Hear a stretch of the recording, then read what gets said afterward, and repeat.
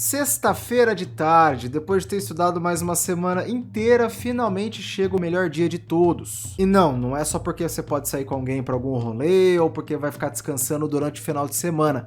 Pelo contrário, o fim de semana vai ser absolutamente incrível, justamente porque sexta-feira é dia de alugar fita na locadora. E a geração mais nova pode estar se perguntando por que exatamente na sexta, e a resposta é bem simples, né? Comprar uma fita de qualquer console era praticamente impossível antigamente para a maioria das pessoas, então o jeito era alugar. Mas alugar também não era tão barato, então a gente pegava a fita na sexta para devolver só na segunda, já que o tempo de locação na maioria das locadoras era de 2 dias, mas domingo eles não abriam, então a gente ganhava um dia a mais. E isso, combinado com mais tempo livre e muitas vezes amigos na sua casa ou você na casa de amigos, quase sempre resultava em juntar as mentes e os dedos para passar por cima de desafios muitas vezes absurdos para uma criança ou até mesmo para um adolescente. Porque já que estamos falando do auge do Super Nintendo, do Mega Drive, da era 16 bits, pelo menos na minha experiência, os jogos eram super difíceis, ainda mais para quem não entendia nada de inglês,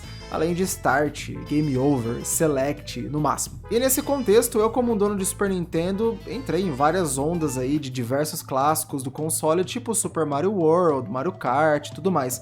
Mas uma das séries que mais me tirou o sono pra zerar e me fez grindar as fases foi Donkey Kong Country. Ou Donkey Kong Country, né? A gente falava assim, tá tudo certo. Principalmente o primeiro e o terceiro, inclusive, tá? Passar da primeira fase da mina no DK1, por exemplo, demorou dias pra mim. Entender o que tinha que fazer pra liberar o vulcão e todas as suas fases no DK3 demorou semanas. E era tão legal, tão gostoso correr atrás desses desafios porque eles eram justos, mesmo que difíceis. Então voltar e tentar de novo era satisfatório, e assim foi por anos depois, rejogando os títulos de diversas outras maneiras sempre que era possível. Até que em 2022 eu tive a oportunidade de jogar o Donkey Kong Country Returns 3D do 3DS, que era um dos jogos que prometiam trazer de volta esses tempos áureos do Donkey Kong, com direito a mapa mundi muito parecido com o do primeiro jogo, fases com a mesma vibe e a nostalgia no talo. Embora o jogo seja muito bem avaliado num consenso geral, com mais de 80 de nota no Metacritic,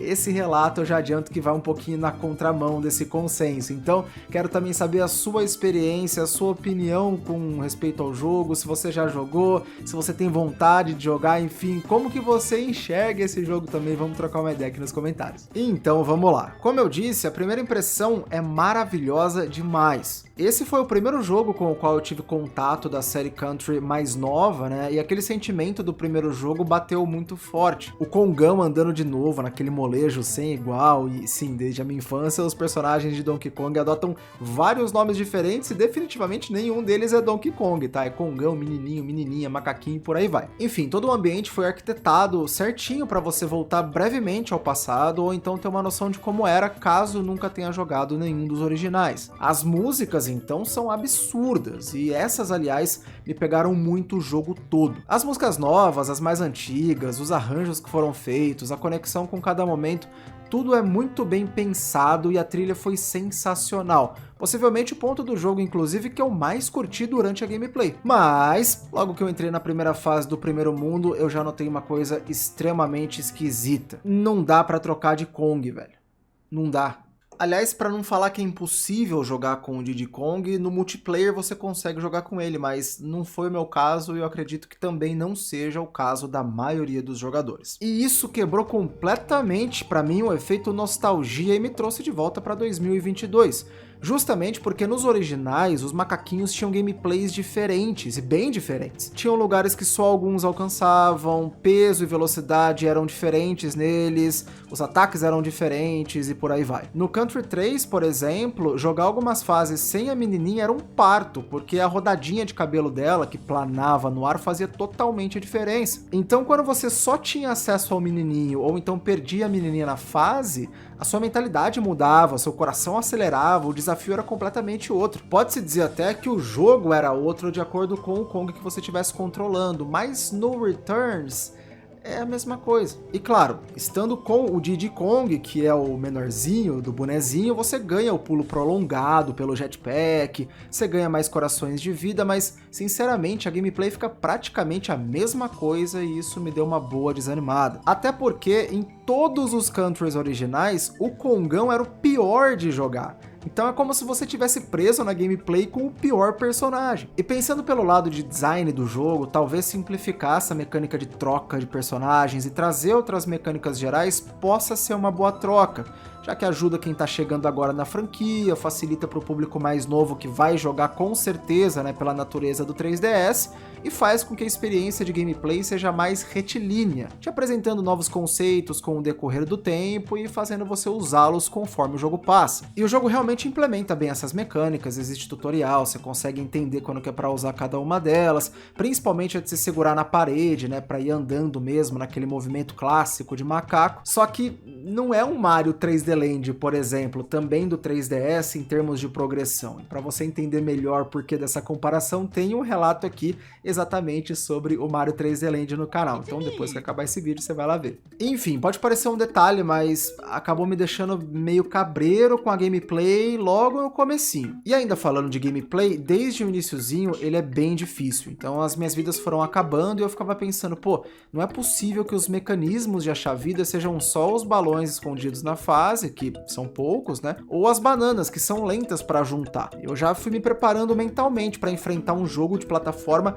super difícil e eu tava jogando 100% na cautela. Até que quase zerando o contador de vidas, quando eu tava ali com umas 3, eu decidi dar uma entrada na loja do jogo, que é basicamente a segunda ou terceira fase que você abre, mas que eu havia passado direto porque achei que fosse alguma mecânica igual ao do Country antigo, que você entra nas lojas para progredir em outros lugares do cenário. E para minha surpresa, lá vendia o quê? Vida! Tinha uma vendinha de vida. Então era por isso que era muito complicado achar e conseguir vida, mas você ganhava moedas com uma certa facilidade nas fases. E isso junto com vários outros itens que faziam da loja uma mecânica core do jogo, ou seja, você precisaria gastar várias moedas em vidas, porque a dificuldade do jogo para mim pareceu ser feita desse jeito, altíssima, exatamente porque era fácil recorrer a novas vidas. E ok pensar desse jeito, mas quanto mais eu jogava, mais eu pegava raiva desse sistema, porque em vez de igualar meio a meio essa dificuldade de achar vidas com a dificuldade do jogo, o game subiu a sua dificuldade das fases, mas lá no talo, e facilitou completamente a obtenção de novas vidas. E eu senti isso meio desbalanceado na real, artificial, sabe? Principalmente porque, de novo, a dificuldade desse jogo é completamente injusta. E a partir do terceiro mundo você já começa a sacar isso tranquilamente. E eu juro que eu não tô chorando pra gameplay, tá? Os timings de barril,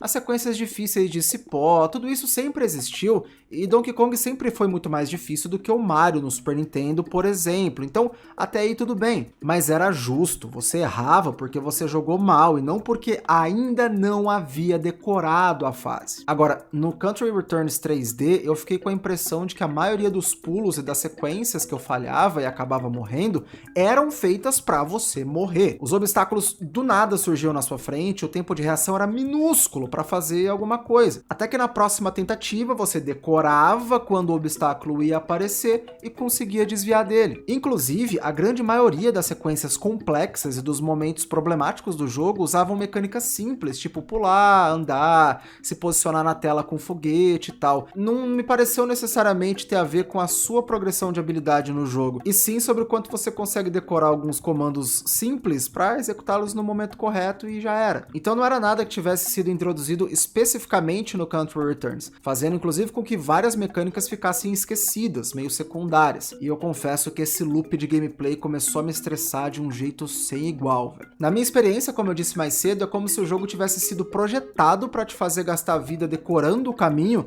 e não ligasse para isso justamente porque se você tiver mal é só comprar as vidas lá e já era. As moedas são fáceis até de juntar, então não é um grande problema. E esse tipo de desafio eu achei injusto, fraco, barato. E eu digo mais, se o jogo fosse atual, essa loja aí teria microtransação exceção, tá? Então você poderia pegar algumas vidas, mas o restante, que é a mecânica core do jogo, ó, din-din, filho, pra conseguir. E por fim, a quantidade de corações que você ganha por ter o Diddy Kong com você só é útil na maioria das vezes nos chefes, porque lá você tem mais espaço pra tomar uma porrada de cada vez e dificilmente tem algum abismo pra você cair e ir de base direto. Agora, de resto, 90% das partes difíceis de passar, pouco importa se você tem 3 corações ou 99 corações, filho. Porque normalmente é um buraco ou algum inimigo que te mata instantaneamente que te separa do sucesso ou do checkpoint.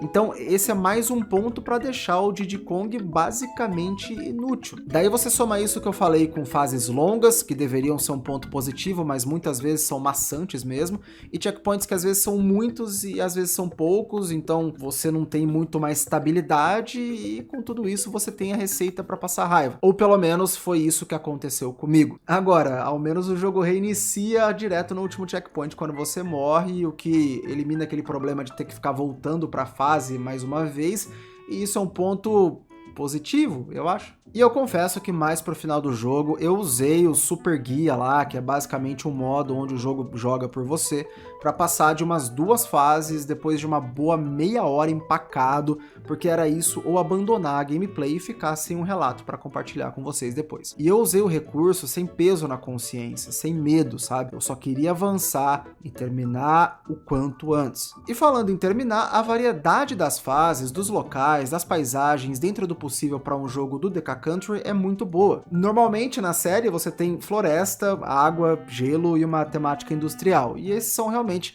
os principais temas do Country Returns. Inclusive tem uma fase que mostra só a silhueta dos Kongs, é artisticamente muito bonita, é um dos pontos fortes também. Os inimigos são ok, as sequências quando completadas são caóticas, com várias explosões que cabem no estilão Donkey Kong, rolam pedaços que você joga como se estivesse no fundo da fase para usar o 3D, que também são criativos e interessantes, enfim, o game tem várias coisas boas. As pequenas cutscenes de introdução de cada chefe também são bem legais, então o jogo tá longe de ser ruim, principalmente para quem nunca jogou os Country originais, mas que eu achei ele completamente tiltante, isso eu achei. Avançando para a parte final, eu curti muito o último chefe, a mecânica dele em geral, o local que você luta e tudo mais, só que a fase antes dele te dá aquela leve vontade de ver se o 3DS sobrevive se for jogado do 10º andar do prédio, filho. Daí, quando acabou, em vez de eu ficar interessado no pós-jogo, que não é spoiler, né, já que praticamente todo o DK Country tem alguma coisa do tipo, eu me senti aliviado, na real. Eu não aguentava mais ver o jogo na minha frente, sinceramente, esse tipo de experiência que mais te deixa bravo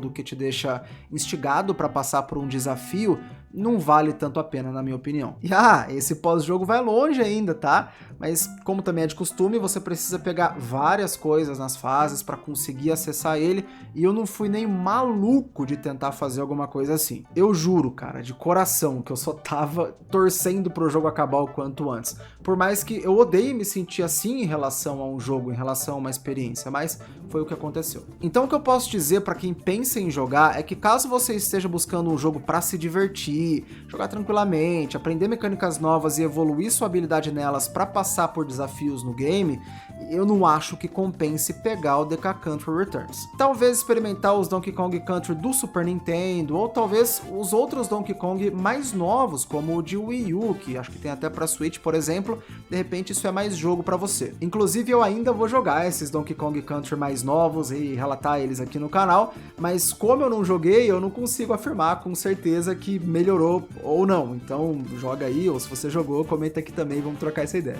Agora, se você quer ter a experiência canônica completa de Donkey Kong Country, quer pelo menos sentir a dificuldade do jogo, ou então tirar suas próprias conclusões, ou até mesmo se você não liga para essa gameplay decoreba das fases, curte esse tipo de loop de gameplay, aí vale muito a pena jogar. Isso porque, como eu disse, a nostalgia bate legal, as músicas são incríveis, a ambientação também é muito boa, o humor peculiar de Donkey Kong tá nesse jogo também, mas tudo pra mim ficou nas sombras de fases deslealmente difíceis pela maneira que os principais sistemas do jogo foram feitos. E claro, comenta aqui embaixo se você jogou o Donkey Kong Country Returns 3D, se você achou tão difícil assim, ou se você acha que eu tô chorando pra gameplay, enfim, qual foi a sua experiência, se você pretende pegar o jogo agora, ou se de repente você vai deixar um pouco de lado e passar algum outro game na fila, enfim, vamos trocar uma ideia aqui nos comentários, é sempre muito legal fazer isso com vocês. Muito obrigado por assistir até aqui, já se inscreve no canal, é importantíssimo pra gente poder crescer,